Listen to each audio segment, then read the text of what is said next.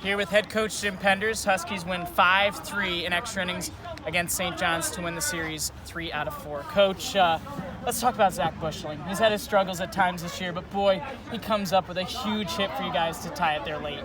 He looked confident in the box, facing a really tough pitcher.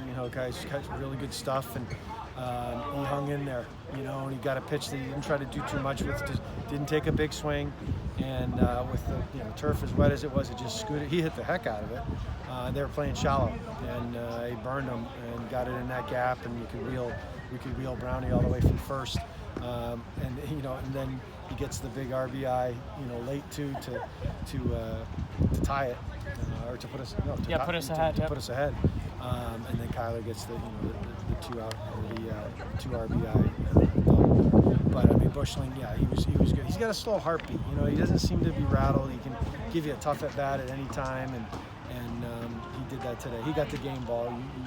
You got that one right. He was the hero today. But Kyler again tacking on there was huge.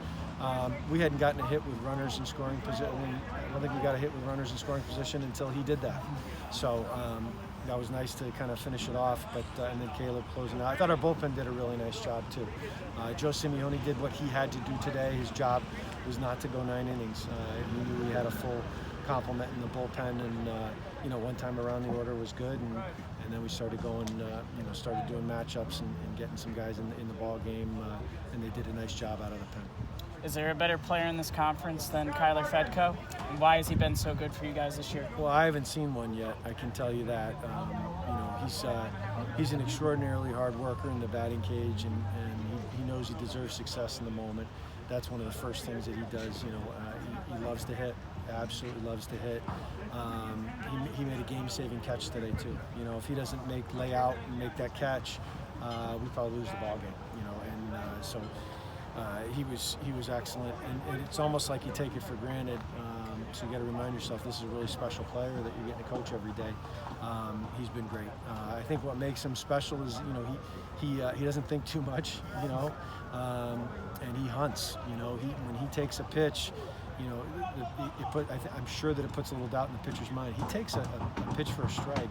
Very often he doesn't swing and miss very often. He did that the first couple weeks of the season. You're not seeing that very often now. And if he does swing and miss, he just missed the ball. He might have just fouled it back, or just missed it. Right now, he is on everything, and when his takes are awesome. I mean, his takes look fierce. So I think it's got to put some doubt into the pitcher's mind. He doesn't leave the box. His feet just stay there. Like, go ahead, throw me another one. I'm going to hit it. And that's something that I hope gets contagious. So we need some guys to kind of catch that confidence that he has in the box. And he's, he can create with his legs, and he can really play defense too. You guys didn't play your best this series, but you went 3 of 4. What can this do for you guys moving forward here the last 2 weeks of the regular season? Good character building weekend, and you're right. Still haven't seen our best, I don't think. We certainly didn't play our best. I thought St. John's played us really tough.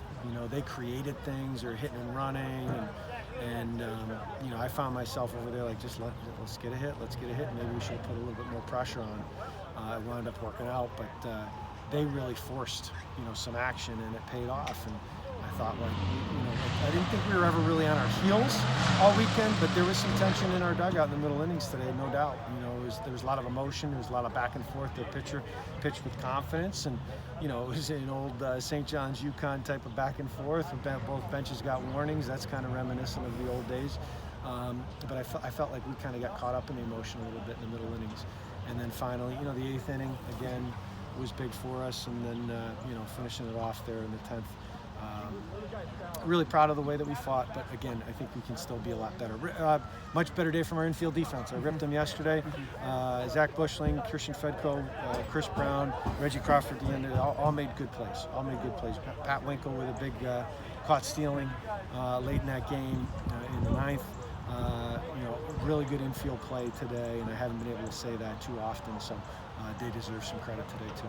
Thanks, Coach. Thanks, Jones.